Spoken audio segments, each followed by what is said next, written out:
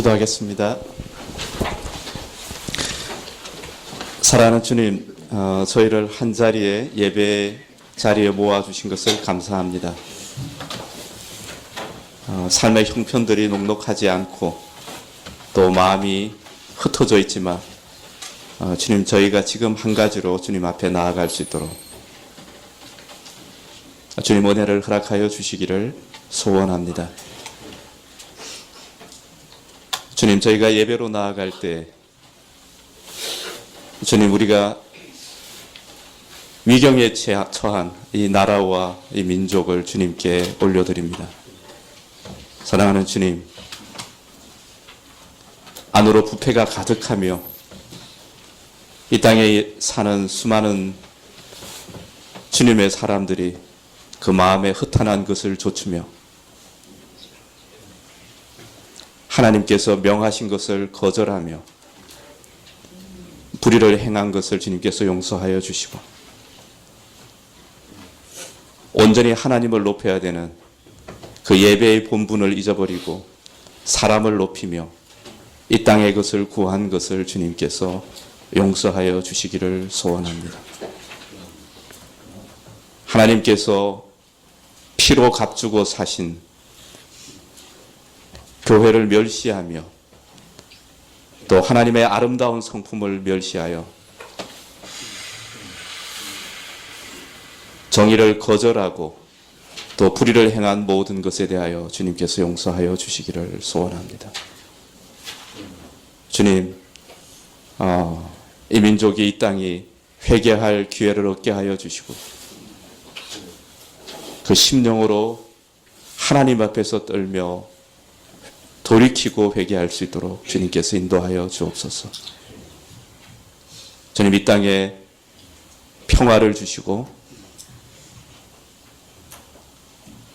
한 발 한 발 하나님께 주신 그 아름다운 덕을 사모하고 갈망하는 마음들을 주님, 이 땅의 백성들에게 허락하여 주시기를 간절히 소원합니다. 주님, 새로운 소망이 생기게 하여 주시고 새로운 결심들이 생기게 하여 주시고 하나님으로부터 오는 새로운 힘을 허락하여 주시기를 소원합니다. 주님, 열강들이 주는 그 모든 위기 가운데서 주님, 저희가 주님께 의지할 수밖에 없는 것을 주님, 저희가 고백합니다.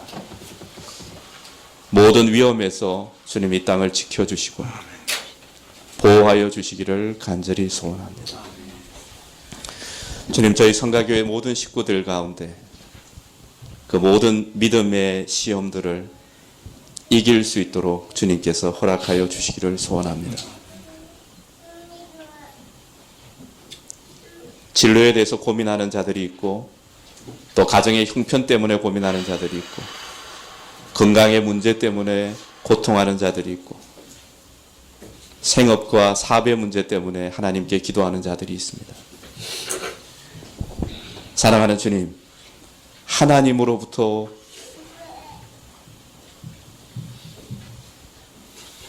주어진 해답을 찾을 수 있도록 주님께서 인도하여 주십시오. 너희는 먼저 그의 나라와 그의 의를 구하라고 하신 주님의 그 약속의 말씀을 붙들게 하여 주시기를 소원합니다.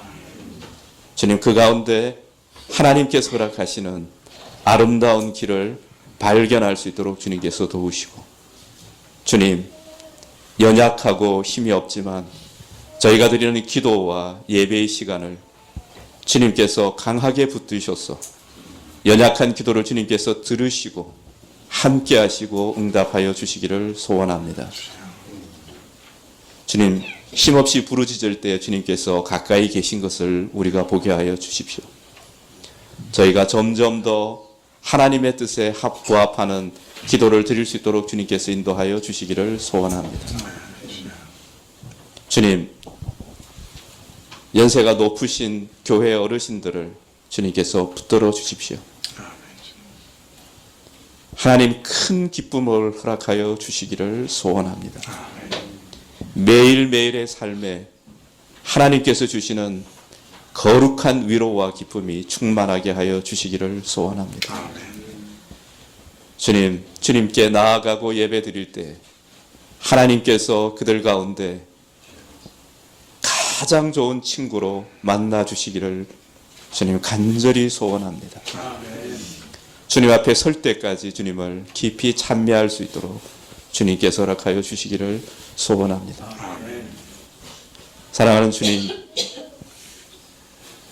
몸이 약한 많은 지체들 가운데 주님께서 치유의 손길을 얹어 주셔서 강건하게 하시고 또 회복되게 하여 주시기를 소원합니다.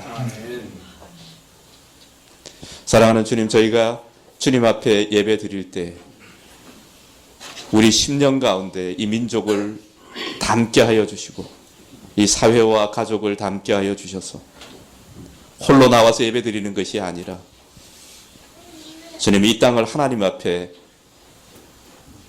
함께 드릴 수 있도록 주님께서 인도하여 주옵소서. 주님 이 자리에서 사유하시며 죄를 용서하시며 또 부활의 권능을 베푸시며 우리 가운데 이 땅 가운데서 살며 이길 수 있는 힘을 공급하시는 하나님의 임재하심을 저희가 같이 경험할 수 있도록 주님께서 인도하여 주옵소서. 말씀을 전하시며 목양하는 모든 교역자들을 주님께서 붙들어 주셔서 하나님을 뜨겁게 사랑하는 그 사랑이 충만하게 하여 주시고 기쁨이 충만하게 하여 주옵소서. 예수 그리스도의 이름으로 기도합니다. 아멘.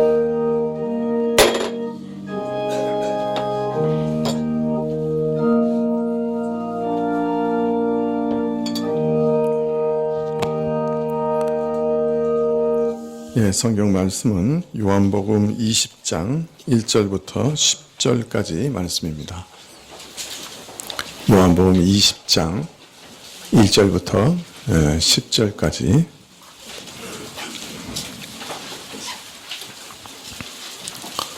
신약 183쪽입니다. 신약 183쪽 요한복음 20장 1절부터 10절까지 찾으신 줄 알고 봉독해 드리도록 하겠습니다. 안식 후 첫날 이른 아침 아직 어두울 때 막달라 마리아가 무덤에 와서 돌이 무덤에서 옮겨간 것을 보고 시몬 베드로와 예수의 사랑하시던 그 다른 제자에게 달려가서 말하되 사람이 주를 무덤에서 가져다가 어디 두었는지 우리가 알지 못하겠다 하니 베드로와 그 다른 제자가 나가서 무덤으로 갈새 둘이 같이 다름질하더니 그 다른 제자가 베드로보다 더 빨리 달아나서 먼저 무덤에 이르러 굽으려 세마포 놓인 것을 보았으나 들어가지는 아니하였더니 시몬 베드로도 따라와서 무덤에 들어가 보니 세마포가 놓였고 또 머리를 쌌던 수건은 세마포와 함께 놓이지 않고 딴 곳에 객혀 있더라. 그때야 무덤에 먼저 왔던 그 다른 제자도 들어가서 보고 믿더라. 저희는 성경에 그가 죽은 자 가운데서 다시 살아나야 하리라 하신 말씀을 아직 알지 못하더라. 이에 두 제자가 자기 집으로 돌아가니라.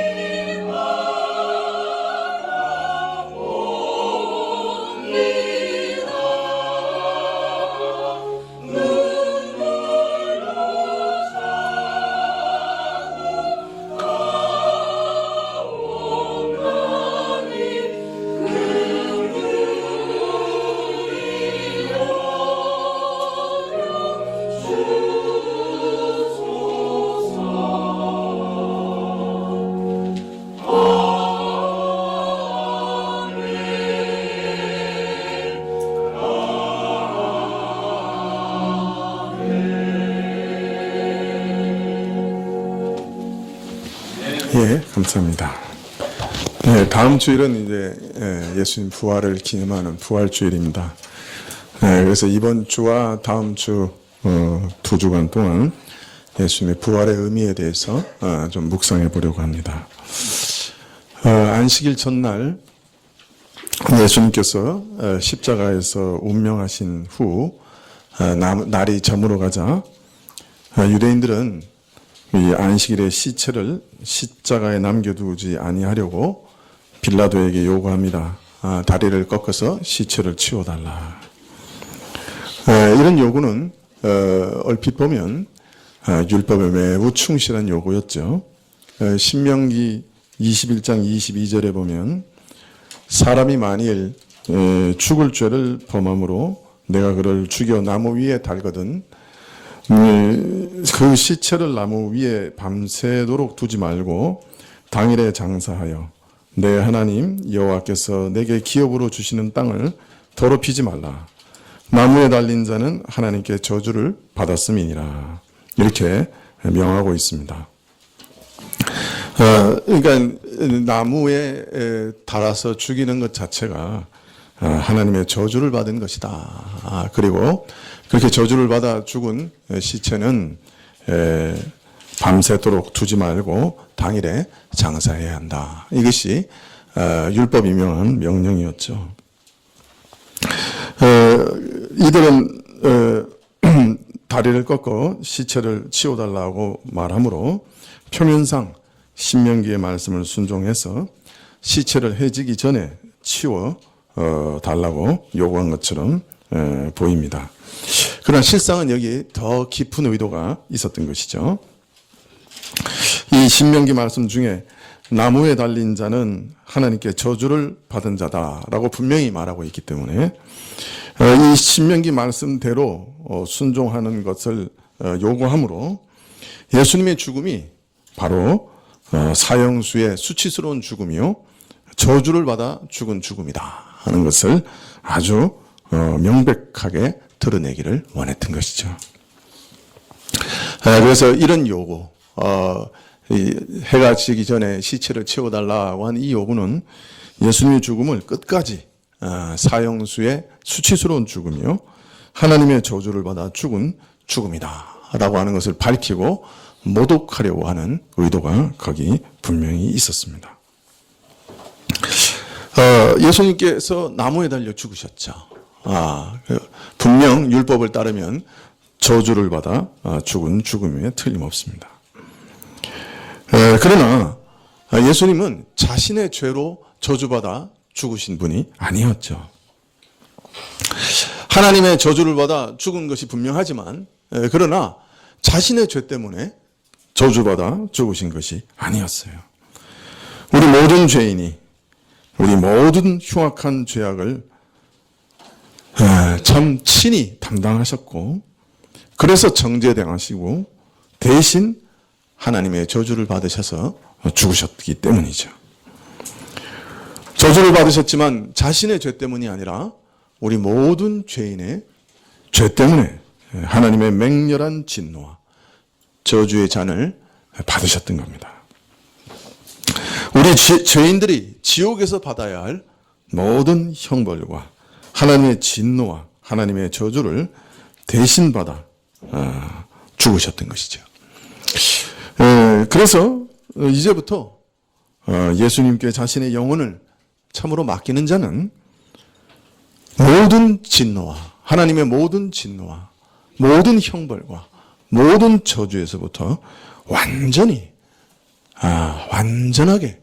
벗어나게 되는 것이죠. 이것이 예수님께서 나무에 달려 죽으셔야만 했던 이유였습니다. 유대 지도자들은 예수님을 흉악한 자, 참 하나님의 저주를 받아 죽는 자로 만들기 위해 특별히 로마에 부탁해서 나무에 달아 십자가에 죽이었죠. 이들은 참 악한 저기로 이렇게 예수님을 나무에 달아 저주받은 자로 죽였지만 오히려 이들의 이런 저기가 하나님의 놀라운 계획을 태초부터 있었던 하나님의 놀라운 계획을 이루는 도구가 되었던 것입니다. 이들로 하여금 모든 죄인들이 받아야 할 죄의 형벌과 저주를 예수님께서 자기 외아들께서 대신 받게 하시려던 하나님의 놀라운 계획과 지혜가 이루어졌기 때문이죠. 저들은 악한 저기를 가지고 이 일을 했지만 사실 하나님께서는 그 저기마저도 사용하셔서 자신의 뜻을 다 이루셨던 것이죠. 참 유대인들은 다리를 꺾고 달라고, 다리를 꺾은 다음에 시체를 치워달라고 요구를 합니다. 혹시라도 생존할 가능성이 조금이라도 있을까봐 그것을 원천적으로 차단하기 위해서 사람을 반으로 꺾어달라고 했던 거죠. 얼마나 끔찍해요.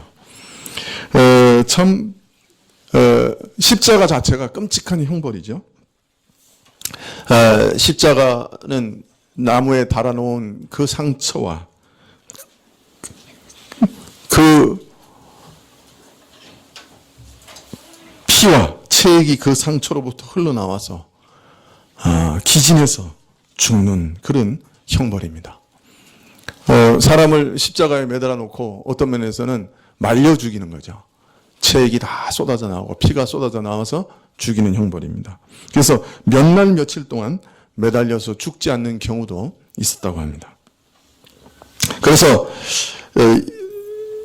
해가 지기 전에 시체를 치워야 하는 이런 상황이기 때문에 일찍 그냥 내려놓았다가 다시 살아나는 경우가 생길지 모른다 해서 아예 다리를 꺾어버리고 허리를 부러뜨려서 확인 사살이라고 그러죠. 확실하게 죽이라고 그렇게 요구했던 것입니다. 예수님을 완전히 확실히 죽여 없애겠다고 하는 악랄한 의도가 엿보이는 그런 요구였죠.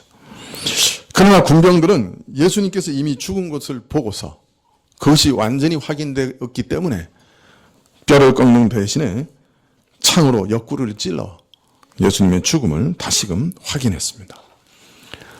그런데 성경은 이것도 참으로 뼈가 꺾이지 않으리라고 하는 구약 성경의 예언이 그대로 이루어진 것이다. 이렇게 확인해주고 있습니다. 6월절 어린 양은 예수님의 죽음을 예표하는 것이죠.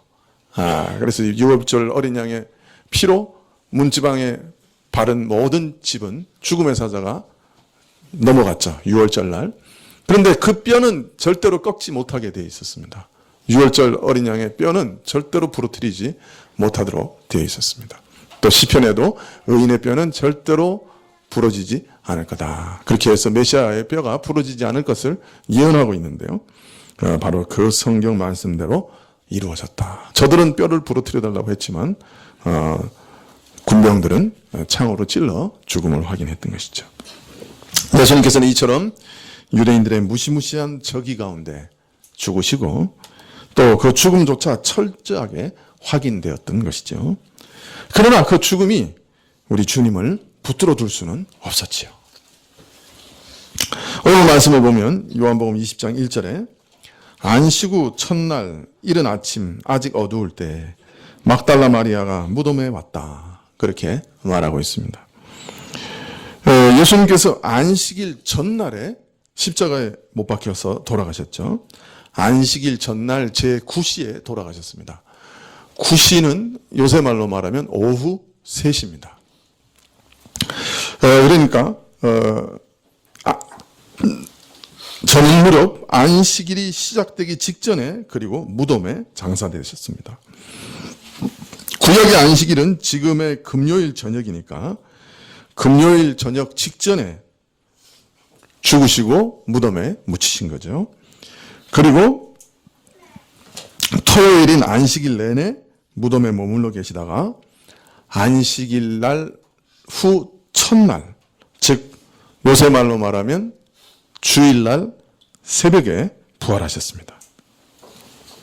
물론 막달라 마리아가 빈 무덤을 확인한 때가 이른 아침 아직 어두울 때, 즉 새벽이었기 때문에 정확하게 부활하신 시간이 언제인지 말하기 어렵습니다만은 다만 안식 후 첫날, 주일날 날이 새기 전 어느 시점이었다. 그렇게 짐작할 수가 있습니다. 왜냐하면 예수님께서 내가 사흘 동안 무덤에 있으리라 하고 분명히 몇 번씩이나 예언하셨기 때문에 그래서 주일날 해가 뜨기 전 새벽에 부활하셨다. 그래서 금요일날 저녁에 무덤에 묻히시고 토요일날 무덤에 계시다가 주일날 아침에 부활하셨던 것이죠.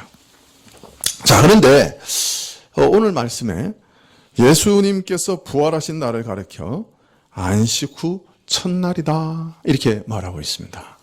네, 그냥 예수님께서 사흘 만에 부활하시라고 예언하셨고 안식일 전날 죽으셨고 안식일을 지내고 그 다음날 안식 후 첫날에 부활하셨다. 그냥 이런 평범한 의미로 이렇게 말씀하실 수도 있겠죠. 그러나 이 말씀을 구약 말씀과 연결해서 생각하면 매우 특별한 의미가 여기 숨겨져 있다 하는 것을 알 수 있습니다. 이 말씀은 구약의 아주 특별한 규례를 생각나게 하는 말씀입니다. 우선 예수님께서는 유월절에 잡히시고 유월절 주간에 죽으셨죠.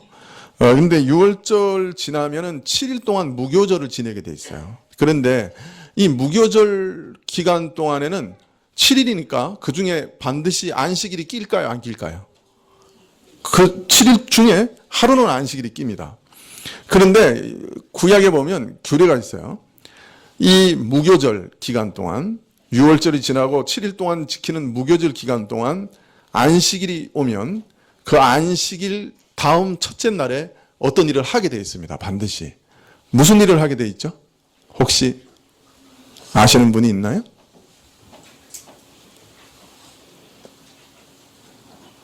네, 우리가 출애굽기, 레위기, 민수기 읽은 지가 꽤 됐죠? 한 10년 넘었나요? 다시 읽을 필요가 있겠죠, 그죠? 별로 좋아하는 얼굴들이 아니신 것 같아요.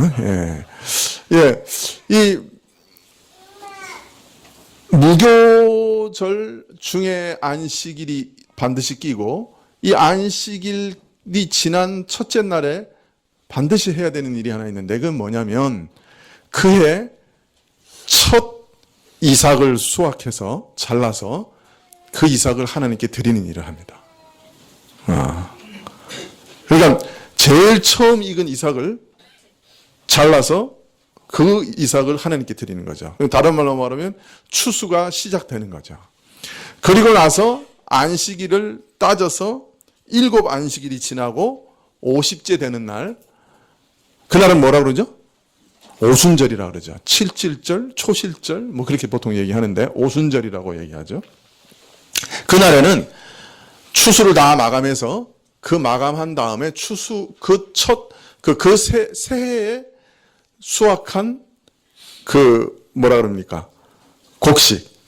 그러니까 새 곡식이죠. 그것으로 떡을 해서 또 하나님께 드리고 하나님께 부어드리고 이런 일들을 하게 돼 있어요. 자, 그러니까 6월절 후 안식일 다음 날, 안식 후 첫날 첫 이삭을 단에들여 봄 추수를 시작하는 날을 알리며 그 50일 후에는 오순절, 곧 처음 익은 열매를 드리는 절기를 지켜 봄 추수를 마감합니다. 그런데 이 첫 이삭 단을 드리는 날과 첫 열매를 드리는 오순절이 공교롭게도 각각 예수님이 부활하신 날이 되고 또 오순절 날엔 무슨 일이 있었어요? 교회에 성령이 부어지시는 일이 있게 됩니다. 그러므로 이 두 절기는 예수님의 부활과 성령 강림에 담긴 깊은 뜻을 우리에게 그림처럼 보여주는 절기다라고 하는 것을 우리는 이해할 수가 있습니다. 자, 그리스도께서 그 첫 이삭 단을 드리는 그날에 부활하셨다 하는 말은 무엇을 의미하는 걸까요? 자, 수확을 하는데 맨 처음 익은 곡식이 있어요. 그 곡식단을 잘라서 하나님께 드렸다 하는 말은 뭘 의미합니까?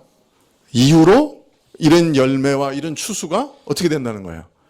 계속 이어질 것이다 하는 것을 어떤 면에서는 표시하는, 보증하는 그런 일이죠. 그래서 예수님을 우리 뭐라 그러냐면 부활의 첫 열매다. 그래서 예수님께서 첫 번째로 딱 부활하셔서 이렇게 앞으로 부활의 열매들이 맺힐 것이다 라고 하는 것을 보여주셨어요. 그래서 이후로 예수님 믿는 사람들은 전부 예수님과 같이 부활하게 되는 것이에요. 그래서 예수님은 앞으로 있는 모든 추수의 뭐예요? 샘플이죠. 모양이죠. 그리고 첫 모델이죠. 그래서 예수님의 부활은 하나님께 드리는 부활의 첫 열매예요. 그러니까 예수님만 부활하는 게 아니고 그 이후에 어떻게 된다는 거예요? 예수님을 믿는 모든 사람들도 그렇게 부활할 것이라는 거예요. 그런 추수가 계속 이어질 것이라는 거예요. 자, 오순절 날에는 그런 추수가, 봄 추수가 끝난 다음에 그 추수한 것들을 가지고 마음껏 즐기는 날이에요. 그래서 정말 우리나라 말하면 뭐 추석하고 좀 비슷하죠. 그냥 그것들로 떡을 하고 그걸 가지고 하나님께 드리면서 그것을 마음껏 누리는, 그 은혜와 그것을 충만하게 누리는 그런 날이에요. 자, 그러니 이 오순절 날은 어떤 일이에요? 예수님께서 이제 이루신 이 부활의 열매가 충만하게 드러나서, 그죠? 모든 교회 사람들이 그 부활의 은혜와 능력을 충만하게 경험하는 날이라고 할 수 있겠죠. 그날에 예수님의 부활을 우리에게 증거하시는 성령님께서 교회에 임하신 거예요. 그래서 이제부터 성령 안에서 예수님의 그 부활의 은혜를 그 충만하게 누리는 일이 시작된 거예요. 얼마나 놀라워요. 하나님이 이러한 은혜를 미리 예표해서 이스라엘 사람들에게 보여주시기 위해서 그런 절기를 미리 명령하신 거예요. 그러니까 모든 역사의 중심은 누구예요? 예? 예수님이죠. 구약의 모든 절기와 모든 그 의식들도 사실은 누구에 초점이 맞춰져 있는 거예요? 예수님께 맞춰져 있는 거죠. 그래서 참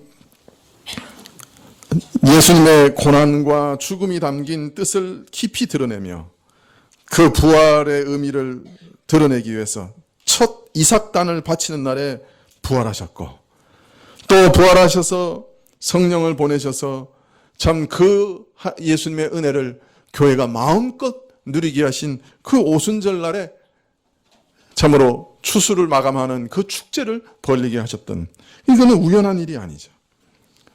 예수님의 부활과 성령 강림에 담긴 깊은 뜻을 미리 드러내고자 하셨던 것입니다. 그래서 구약의 모든 말씀이 바로 나에 대해서 가리키는 것이다 라고 예수님이 말씀하셨는데요. 요한복음 5장에서. 그 말씀에 참 의미가 실감나는 그런 대목이죠. 그 구약의 절기가 무슨 예수님하고 관계가 있느냐 이렇게 말할 수 있을지 모르지만, 그러나 자세히 보면 구약 말씀 전체가 다 예수님에 대한 말씀인 거예요. 그래서 여기 안식 후 첫날이라는 이 말은 그냥 언제 예수님께서 부활하셨다 하는 것을 말씀하시는 평범한 말씀일 수도 있지만, 그러나 어떤 면에서는 구약의 절기와 관계해서 생각해 보면 예수님의 부활의 의미가 예수님이 바로 부활의 첫 열매시다 라고 하는 것을 드러내는, 암시하는 그런 말씀이다 라고 읽을 수가 있는 거예요. 그러니까 성경에 있는 말씀은 하나도 그냥 의미 없는 말씀이 없지요. 그래서 가만히 살펴보면 성경은 성경으로 해석하게 돼 있고 성경은 전부 연결돼 있어요. 그래서 왜 예수님께서 안식 후 첫날에 부활하셔야 했는가? 그것은 부활의 첫 열매로 하나님께 자신을 드리는 날에 부활하신 거예요. 그날에 부활하실 수밖에 없는 거죠. 예수님 부활의 첫 열매시니까. 그리고 이제 예수님을 믿는 사람들은 그 예수님처럼 다 부활할 거예요. 사과나무에서 열매가 막 익어 나가는데 그 중에 이제 첫 빨갛게 익은 사과 열매를 땄습니다. 그리고 그 열매는 뭘 보증하는 거예요? 앞으로 남은 열매들도 다 빨갛게 익어서 따게 될 것이다 하는 것을 보증하는 열매가 되는 것이죠. 예수님은 우리의 부활을 보증하시는 첫 열매가 되신 것이죠. 그래서 예수님을 바라보고 예수님을 믿는 사람들은 다 예수님과 똑같은 부활을 경험하게 되는 것입니다. 믿으십니까? 그것을 우리에게 확신시켜 주시기 위해서 구약 절기 안에다가도 예수님의 부활과 성령 강림의 의미를 숨겨 놓으셨던 거예요. 하나님은 정말 철두철미하세요. 정말 구약을 보면요, 하나부터 열까지, 처음부터 끝까지 예수님에 관한 얘기로 가득 차 있어요. 그리고 예수님이 오실 것을 예언하시고 예표로 보여주시고 의식으로 보여주시고 그 의미를 그림처럼 계속해서 보여주고 계셨던 거예요. 오늘 요한복음에서 그것을 의식하면서 그 절기를 의식하면서 안식 후 첫날에 예수께서 부활하셨다 이렇게 말씀하고 계시는 거예요. 모든 것을 미리 다 예언하시고 자신의 계획을 미리 다 구약에 알려주시고 그 계획대로 예수님을 보내시고 우리를 위해 죽이셨던 거예요. 자, 그런데 이렇게 뜻깊은 부활을 맞이하는 예수님의 제자들의 모습을 보면 어땠느냐? 오늘 말씀에 지극히 한심했다. 이거 그 다른 제자가 누구냐면 요한이거든요. 그 요한이 자기 그 허둥대는 모습을 아주 자세하게 기록하고 있어요. 자기가 젊었기 때문에 훨씬 베드로보다 빨리 갔다. 근데 베드로가 연장자이기 때문에 자신은 안 들어가고 문에서 기다리다가 베드로가 먼저 들어갔다. 뭐 이런 걸 현장에서 경험하지 않으면 쓸 수 없는 그런 현장감 있는 사실을 자기가 기록하고 있는 거예요. 그러면서 뭐라 그랬냐면 그때 나는 몹시 멍청했다. 이렇게 기록하고 있습니다. 오늘 그런 내용이에요. 참 예수님의 그 십자가의 죽으심이 너무나 충격적이었기 때문에 그냥 아주 무지함과 혼란함 속에서 그냥 그 제자들은 공황 상태였죠. 그렇기 때문에 이 부활의 참 깊은 뜻 뭐 이런 거를 의미할 시간도 없었고 그런 여유도 없었어요. 그래서 부활을 맞는 일에 있어서도 엄청 혼란스러웠어요. 심지어 예수님의 대적 유대인들은 어떻게 했어요? 예수님이 내가 사흘 후에 부활한다 라고 얘기했기 때문에 혹시 제자들이 사흘 후에 시체를 훔쳐간 다음에 부활했다라고 말할지 모르니까 군병들을 보내가지고 무덤 입구를 지켰어요. 그러니까 누구는 기억하고 있었어요. 사흘 만에 부활한다는 예수님의 예언을. 그 대적 유대인들은 기억하고 있었어요. 그래가지고 로마 군병들을 보냈어요. 그래서 아마 성전에 지키는 그 군병들을 보냈는지도 몰라요. 그래가지고 지키고 있었어요. 무덤을. 그런데 정작 믿고 따라야 되는 이 제자들은 부활하실 거라는 기대가 눈꽃만큼도 없었던 것 같아요. 왜냐하면 제자들은 그 부활 사실을 접할 때마다 전혀 뭐 너무 기대 밖의 일이다, 뜻 밖의 일이다, 뭐 이런 반응을 보여요. 자, 안식 후 첫날 막달라 마리아가 새벽 일찍에 일어났어요. 아마 예수님의 그 몸에 그 향료를 붓기 위해서 왔는지는 몰라요. 그래서 갔더니 돌이 치워져 있었어요. 그래서 마리아가 보니까 예수님의 시신이 없는 거예요. 그래서 즉각 제자들한테 달려왔어요. 그리고 누가 시체를 옮긴 것 같은데 어디 있는지 모릅니다. 그랬어요. 아까 말한 대로 베드로와 요한이 그 얘기를 듣자마자 막 뛰어갔어요.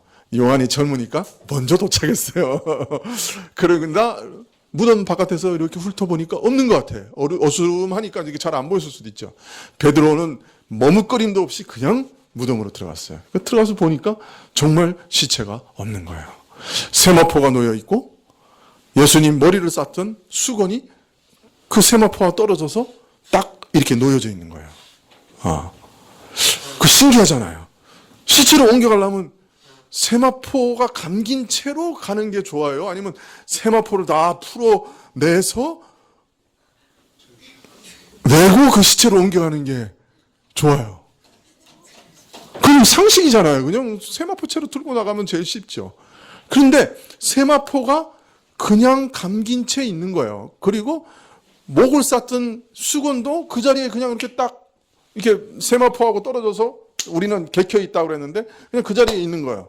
다른 말로 하면 예수님께서 세마포를 통과해서 그냥 부활하신 거예요. 그래가지고 머리를 쌌던 수건도 그 자리에 그냥 머리만 없어. 그냥 일어나신 거예요. 그 장면을 그렇게 기리고 있는 거예요. 우리말 성경에. 네. 그냥 세마포를 통과해서 그냥 부활하신 거예요. 예수님께서 원하시면 문이 잠겨 있어도 방에 들어오실 수 있는 그런 몸으로 변하신 거예요.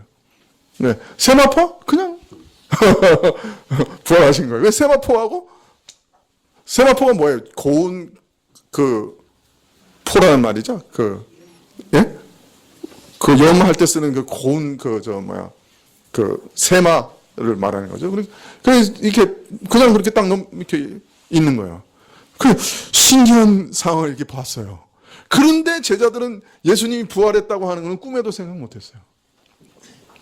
그래가지고 여기 보면 요한이 믿었더라 그렇게 얘기해요. 그럼 자칫 읽으면 요한이 부활을 믿었다 그렇게 이해하기 쉬운데 그 다음에 뭐라고 설명하냐면 그때까지 아직 예수님께서 부활하셔야 된다고 하는 성경을 이들이 깨닫지 못했기 때문에 라고 얘기해요. 다른 말로 말하면 뭘 믿었다는 거예요?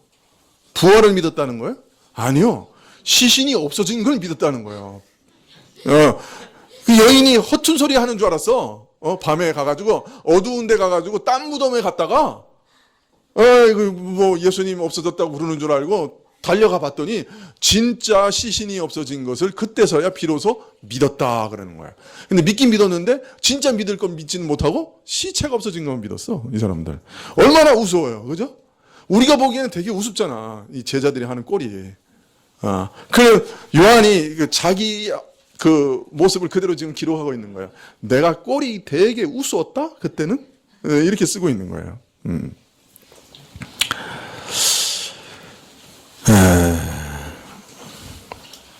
왜 이 제자들은 그렇게 예수님께서 여러 번 말씀하시고 그 유대인들, 그 예수님의 대적들도 사흘 후에는 혹시 해가지고 군병들을 보내서 지키고 있었는데 사흘 후에 예수님의 시체가 없어진 일을 부활과 왜 연결시켜서 생각하지를 못했을까요? 이 사람들 바보예요? 예수님 말을 그냥 귓전에 흘러들은 건가요? 왜 이런 반응을 보였을까요?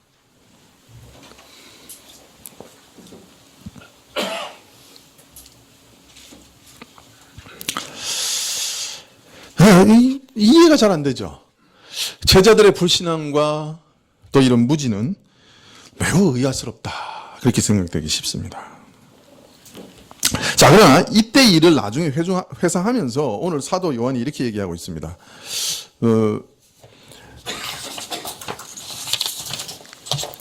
20장 9절에 저희는 성경에 그가 죽은 자 가운데서 다시 살아나야 하리라 하신 말씀을 아직 알지 못하더라. 제자들이 이런 반응을 보인 가장 근본적인 이유는 구약 성경에서 예수님께서 다시 부활하셔야 한다는 말의 의미가 무엇인지를 아직 이들이 깨닫지 못했기 때문에 이런 반응을 보였다라고 말하고 있는 거예요. 이게 도대체 무슨 말일까요? 부활하셔야 된다고 하는 구약의 말씀의 의미를 깨닫지 못했기 때문에 제자들이 이런 반응을 보였다. 이게 무슨 의미일까요?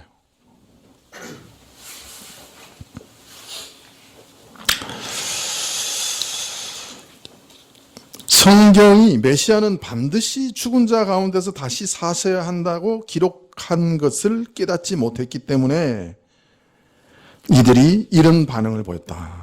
이것은 이 그리스도의 부활에 대한 저들의 무지와 불신앙이 그렇게 단순한 성격이 아니다 하는 것을 암시하고 있는 말씀입니다.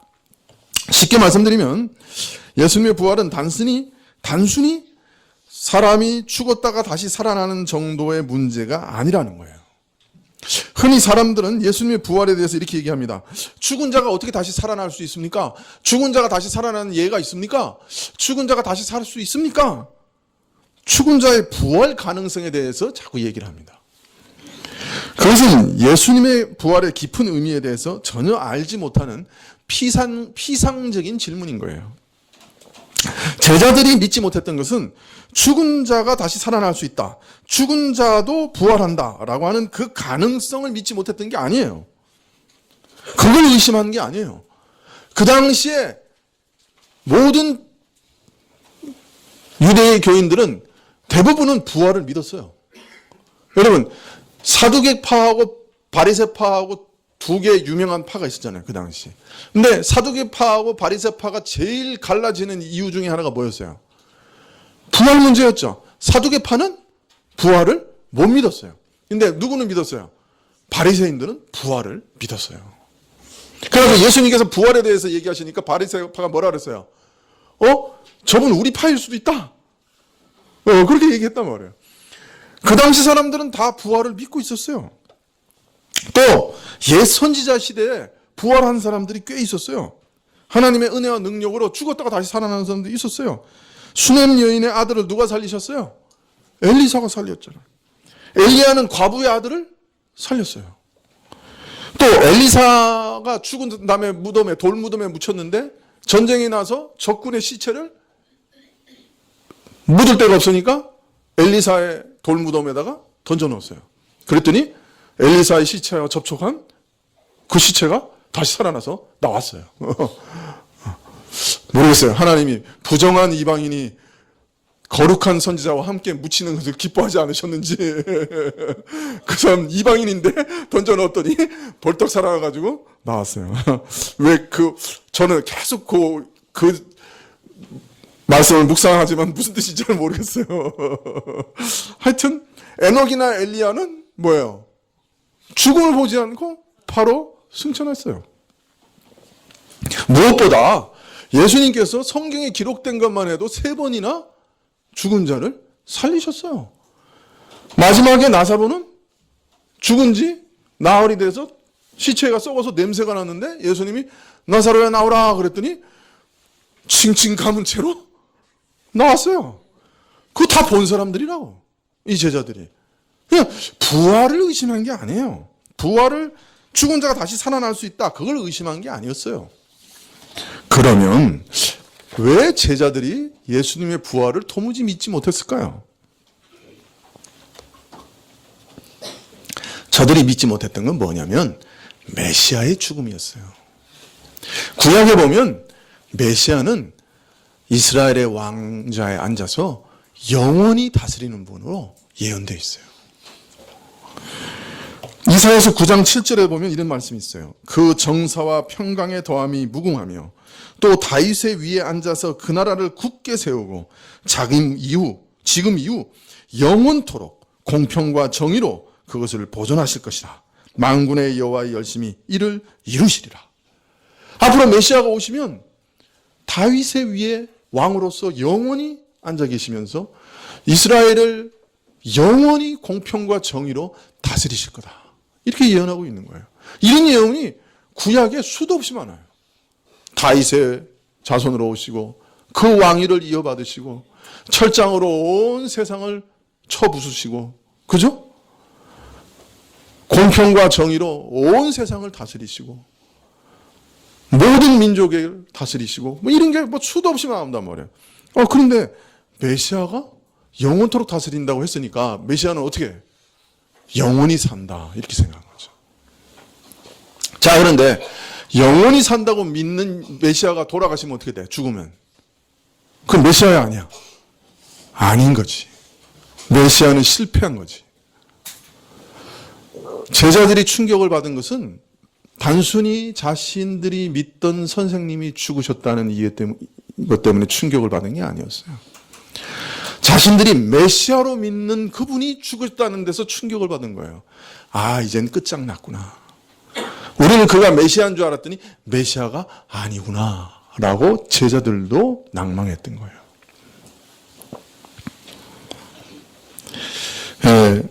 이런 오해가 예수님 생전에 잘 드러나는 장면이 있습니다.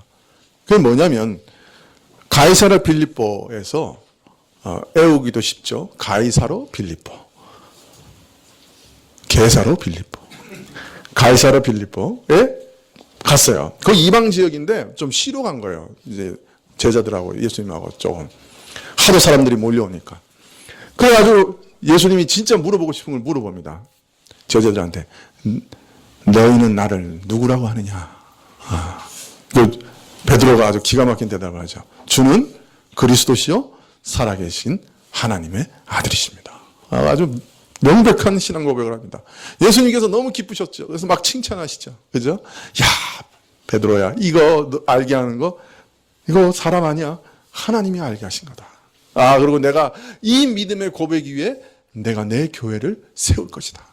이런 믿음의 고백을 하는 자들로 내 교회를 세울 거다. 이렇게 선언하십니다. 그랬더니 베드로가 거기서 가만히 있었으면 좋았을 텐데 예수님의 말씀을 이렇게 듣고 있다가 예수님이 그 다음 말씀이 아주 결정적인 것이었죠. 근데 내가 이제 예루살렘에 올라가서 장로들과 그죠?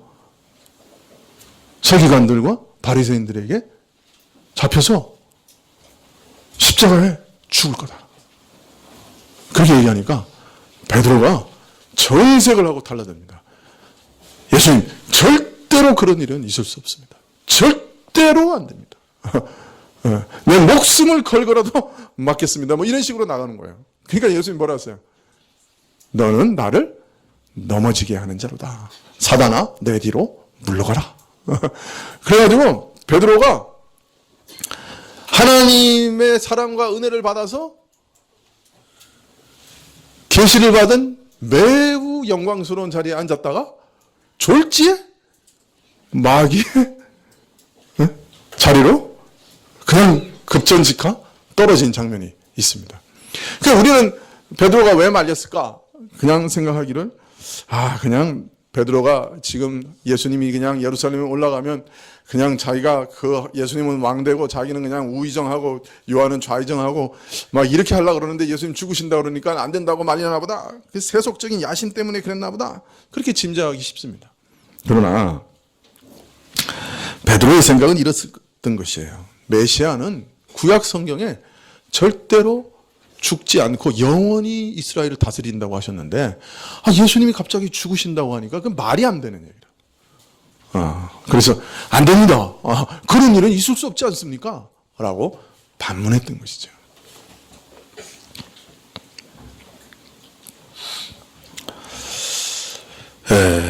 베드로는 그런데 예수님의 십자가와 죽음이 바로 이 성경 예언, 다윗이 위에 앉아서 나라를 굳게 세우시고 자금 이후 영원토록 공평과 정의로 그것을 보존하실 것이다 라고 하는 이 예언을 바로 예수님이 십자가를 통해 이루신다고 하는 것을 베드로가 몰랐던 거죠. 그의 보좌는 바로 하나님 우편에 앉으시는 것이고 그 하나님 우편에서 죽으시고 부활하신 이후에 하나님 우편에서 그 이후로 영원토록 공평과 정의로 온 우주를 다스리실 것을 몰랐던 것이죠.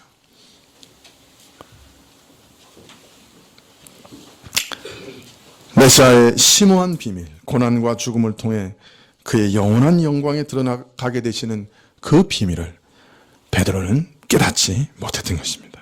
그래서 무례할 정도로 예수님을 만류했죠.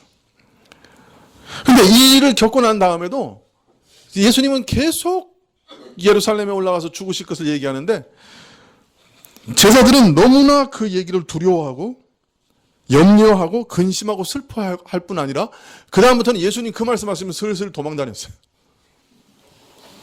사람은요 자기가 듣고 싶은 얘기만 들어요. 그거 참 기이해요. 어떤 사건을 봐도 자기가 보고 싶은 것만 봐요. 예수님이 그렇게 중요한 얘기 하는데요 안 들어요. 귀 막고. 아니 절대로 그럴 일이 없어. 아니 그러면 안 돼. 그럼 도망 다닙니다. 나중에는 그 얘기하면.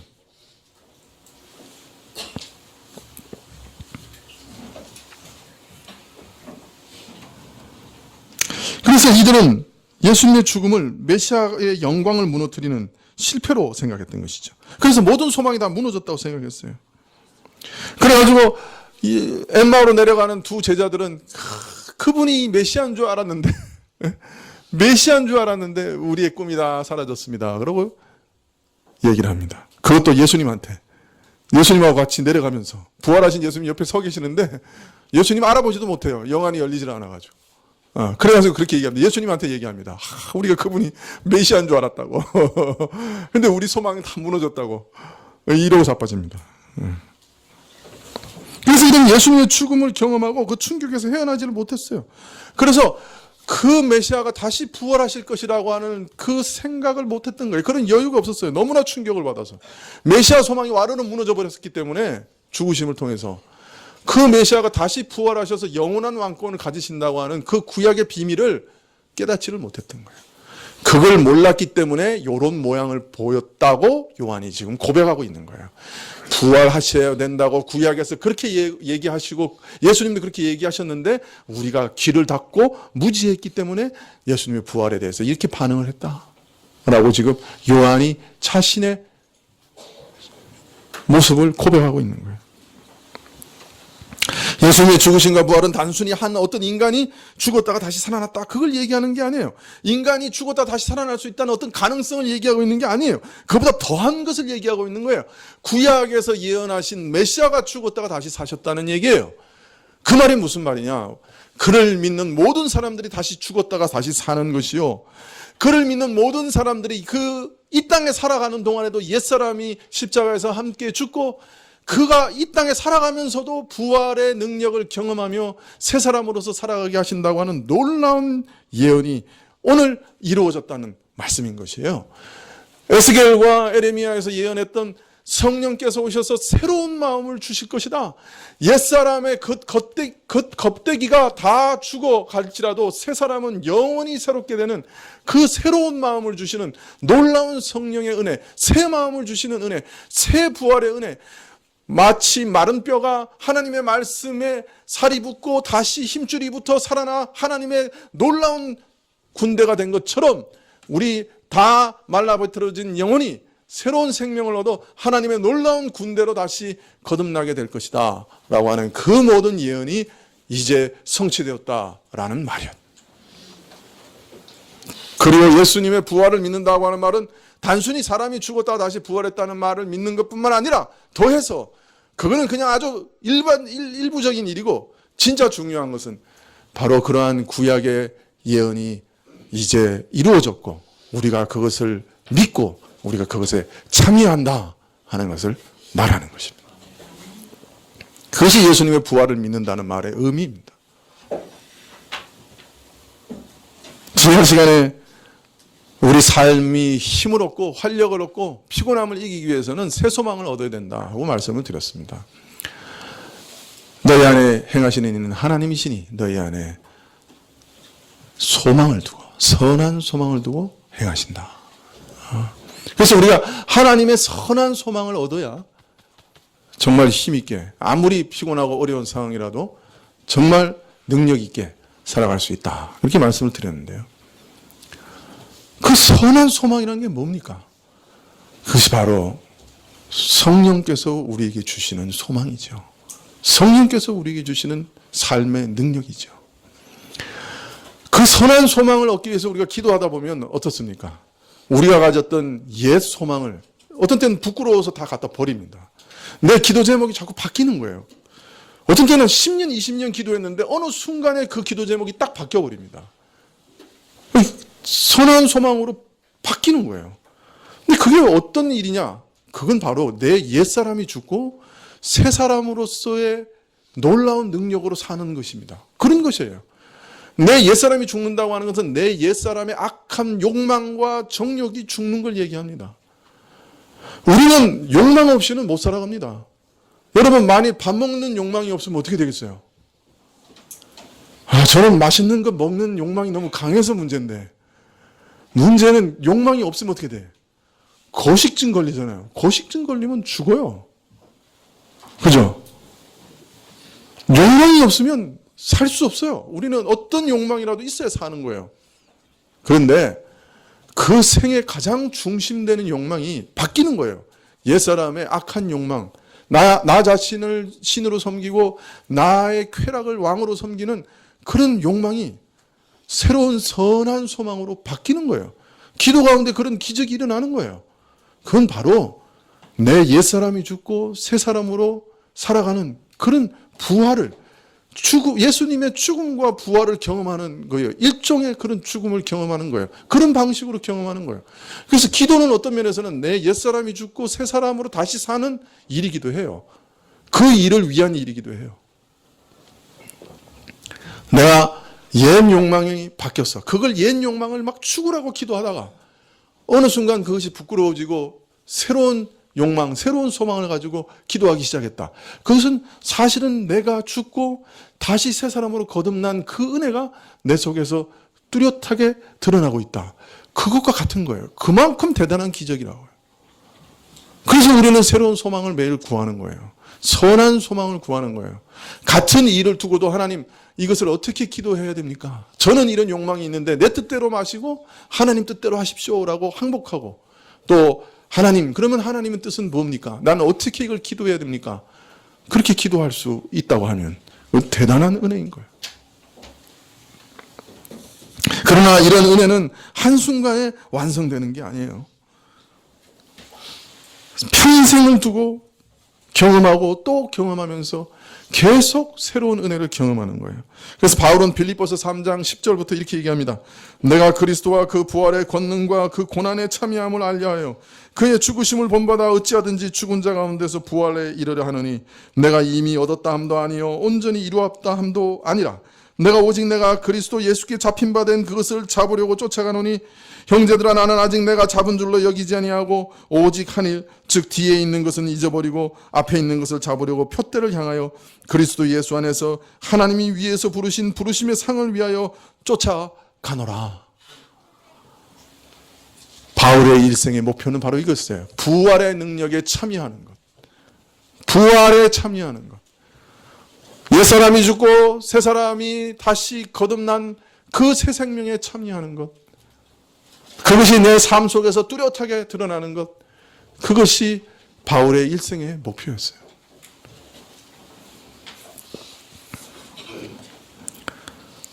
예수님의 부활을 믿는다고 하는 것은 바로 이런 것을 믿는 것이기 때문에, 구약에서 예언한 이 모든 것을 다 믿는 것이기 때문에 제자들은 예수님의 부활을 잘 믿지 못했던 것이죠. 혼란을 겪었던 것이죠. 메시아가 죽었다가 부활하는 것조차도 혼란스러웠고, 그 부활에 이런 어마어마한 비밀과 신비가 담겨 있었기 때문에 예수님의 부활을 잘 믿지 못했다. 그렇게 요한은 고백하고 있는 것이죠. 우리도 마찬가지예요. 그렇게 쉬운 게 아닙니다.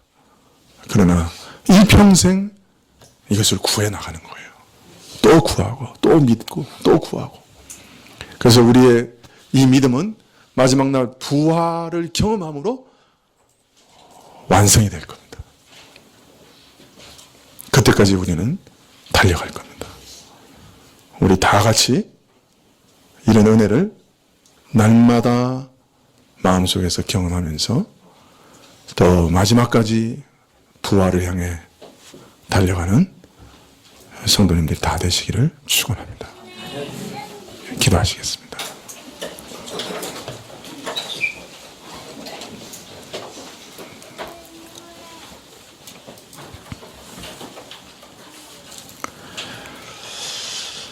주여, 우리가 일평생 참 중요한 소망과 목적을 갖고 살아가게 해주십시오. 예수님의 부활에 나도 참여하고 싶다 하는 소망이 우리 마음에 항상 있게 해주시고, 내가 마지막 그 부활에 참여할 때까지 내가 주를 쫓아가리라 하는 믿음을 갖게 해주십시오. 그것을 우리 소망과 우리 인생의 목표로 삼게 해주십시오. 예수님의 이름으로 기도합나이다. 아멘. 네, 150장 찬송하시겠습니다.